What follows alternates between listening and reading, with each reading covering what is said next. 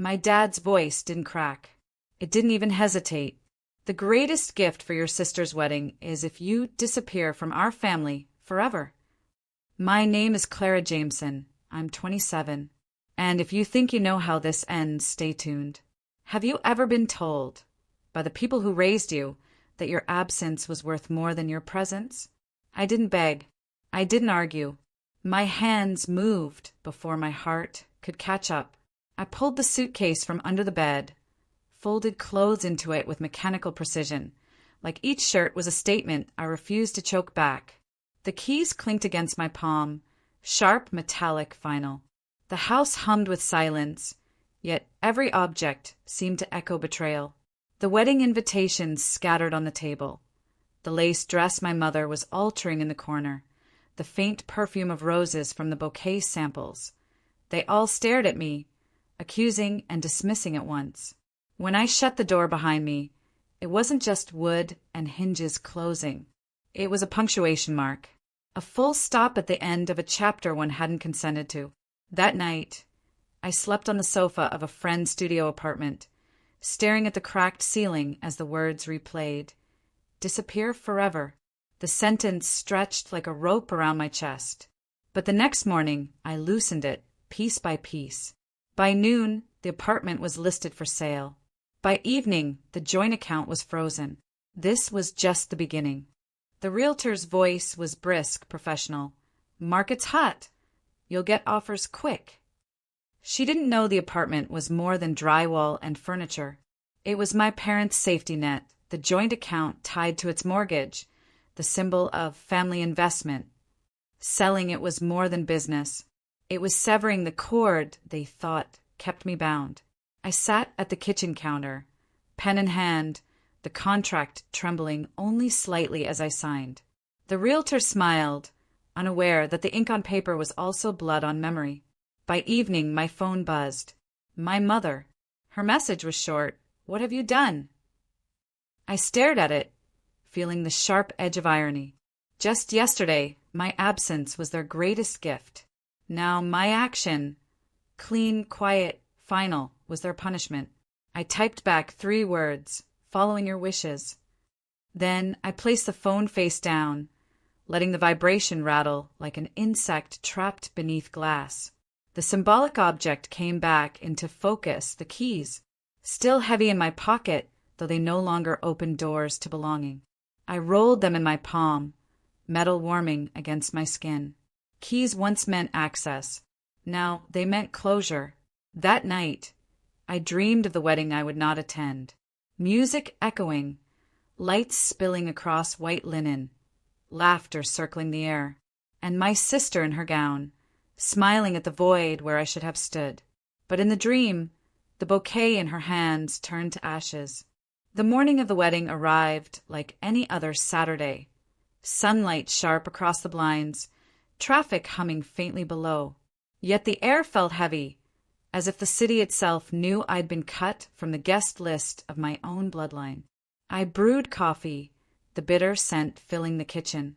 I lifted the mug, tracing the rim with my finger, wondering if my father would lift his glass today in some hollow toast. To family. The word had become an empty vessel, drained of me. My phone rang again. Not my mother this time. My aunt. She whispered, "Clara, they're all pretending you just never existed. Like you were a mistake." Her voice cracked, and suddenly I wasn't in my apartment anymore. I was 10 years old, hiding under the dining table as voices argued above me, learning early that silence was sometimes the only armor. "They think you'll crawl back," my aunt added, "that you'll watch your sister's life shine brighter just to prove them right." I laughed softly, though it sounded more like breaking glass. Not this time. When the call ended, I found myself staring at the cracked photograph on my nightstand, a family portrait from years ago. My younger self smiled wide, unaware of the fractures that would grow like veins through that frame. I turned the photo face down. Outside, a car horn blared. Inside, my decision hardened. Today, while they celebrated, I would begin drafting something far stronger than vows or speeches, papers no one could ignore. The lawyer's office smelled faintly of leather and ink. I sat across from him, hands folded, the contract draft between us like a loaded weapon.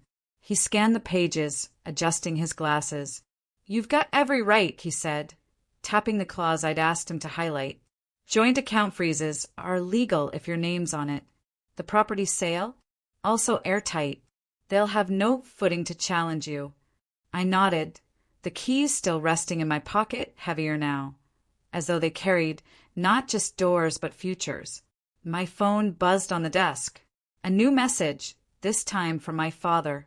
No greetings, no warmth. Just, "You've embarrassed us. Fix this before tonight." I turned the screen toward my lawyer. He smirked. If he wanted loyalty, he shouldn't have tried to erase you. Outside, the city pulsed with wedding day traffic, limos gliding, church bells ringing faintly across blocks. I imagined my sister adjusting her veil, my mother pinning corsages, my father shaking hands as though he hadn't carved me out of his script. The lawyer leaned back. "They'll threaten, maybe even show up. But the law is colder than family drama, Clara. And colder wins." As I signed the final authorization, a strange calm spread through me. My revenge wasn't fire or fury. It was paperwork, quiet, binding, irreversible. I slipped the pen back into my bag, alongside the keys. Both were tools of endings. Both would soon rewrite what my parents thought they controlled. By evening, I imagined the ballroom glimmering with chandeliers, every laugh rehearsed, every photo staged to capture perfection. Meanwhile, I sat alone at my friend's kitchen table, a stack of signed documents spread before me like a different kind of celebration. The apartment sale was already moving faster than anyone expected. The realtor texted, "Full cash offer. They want to close next week." I stared at the screen, heart steady. Next week, the safety net my parents relied on would vanish. The joint account notification followed minutes later. Transactions declined. My mother must have tried to pay a vendor, maybe the florist or caterer. I could almost see her manicured hands tightening around her phone, her whisper turning to a hiss. "Clara!" Another vibration. My sister, of all people. Her message was short, sharp. "Why are you doing this to me?" For a second, I faltered. Memories of her sneaking into my room as kids, borrowing my lip gloss, crying into my lap after her first heartbreak. Then I remembered her voice weeks ago, cold as winter glass. "It's better if you don't come. You ruin things." I didn't reply. Instead, I slid the keys across the table, their metallic scrape loud in the quiet room. They no longer opened doors. They closed them. The wedding music might drown me out tonight, but tomorrow, when bills went unpaid and questions rose, silence would turn into panic. And that panic would have my name written all over it. The first call came just after midnight. My father's number.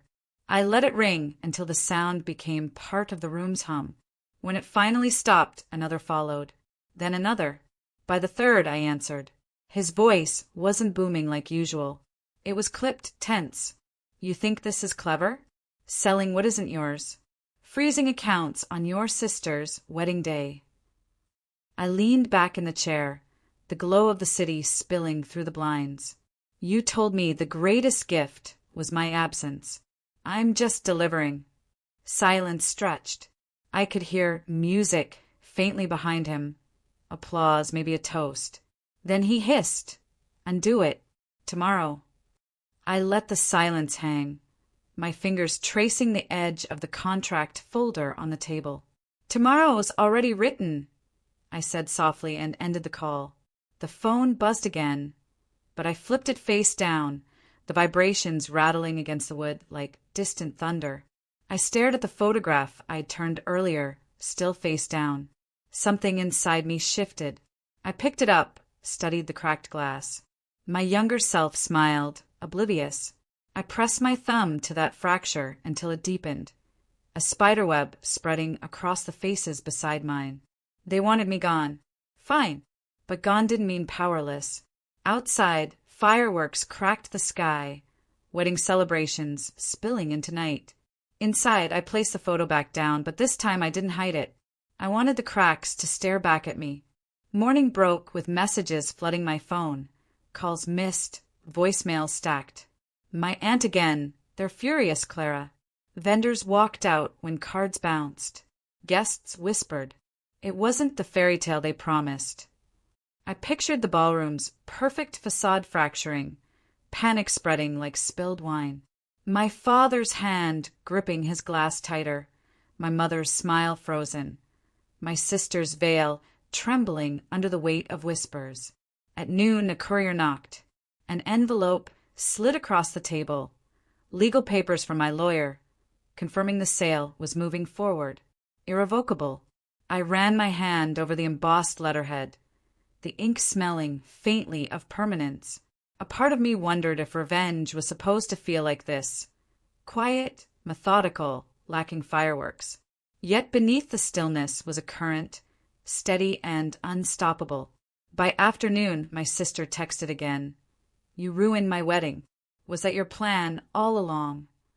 I typed, then erased, then finally sent. You ruined us the moment you agreed I should disappear. The keys sat beside me, glinting in the late light. They had shifted again in meaning, no longer doors, no longer closure. Now they were proof. I had held the power all along, even when they tried to write me out. That night, I didn't dream of weddings or silence. I dreamed of doors opening, new places, new people, a life not tethered to apologies I never owed. And for the first time, the thought didn't ache. It thrilled. Weeks passed. The apartment closed, the funds transferred. My lawyer's updates were crisp, professional. Every tie neatly severed, every signature in its place. My parents tried to fight, of course. Angry emails, thinly veiled threats, even a letter from a cousin urging me to be reasonable. But the law didn't bend for guilt trips, and I didn't either.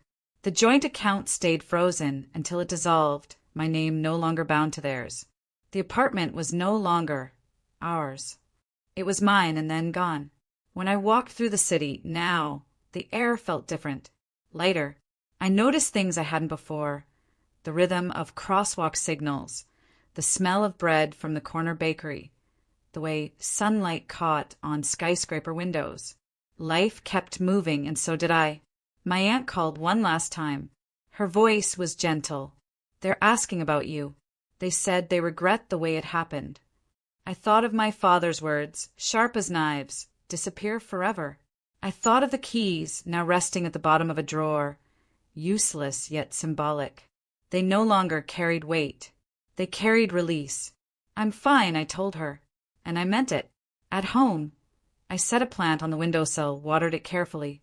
Sunlight stretched across the room. For once it felt like my space. No shadows, no demands, no tests of loyalty. Revenge wasn't fire.